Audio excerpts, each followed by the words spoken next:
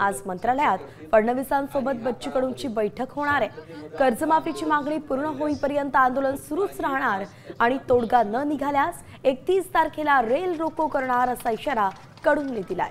मुख्यमंत्र्यांसोबतच्या बैठकीत कर्जमाफीचा निर्णय झाला तर आंदोलन थांबवणार असल्याची माहिती कडूंनी दिली आहे। बच्चू कडूंशी बातचीत केली आहे आमचे प्रतिनिधी अमर घटारेंनी। पाहूयात ते काय म्हणाले। हायकोर्टाच्या आदेशानुसार जे आहे बच्चू कडू यांनी आपल्या आंदोलनाचं स्थळ बदलवलं आहे आणि एकंदरीत बघितलं काल दोन मंत्र्यांनी त्यांची भेट सुद्धा घेतलेली होती आणि आज जे आहे ते मुंबईच्या मंत्रालयात मुख्यमंत्र्यांसोबत थेट बैठकीला जाणार आहे। आपल्यासोबत बच्चू कडू आहे। आज संपूर्ण बैठक झालेली आहे। खरं तर आम्ही मंत्री महोदय आल्यानंतर एक त्यांच्याकडून वटून घेतलं की मुख्यमंत्री महोदय कर्जमुक्तीचं टायमिंग देत आहे का। जर मुख्यमंत्री महोदय कर्जमुक्तीचं टायमिंग देत असन तरच आम्ही चर्चेला यायला तयार आहोत।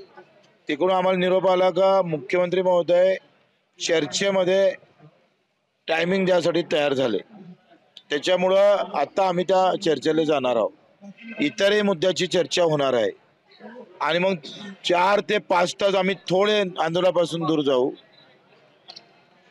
जर सकारात्मक निर्णय झाला नाही तर 31 तारखेला आमचा रेल रोको कायम आहे। आम्ही रेल्वे रोखणार। अमर घटारे, साम टीव्ही, नागपूर।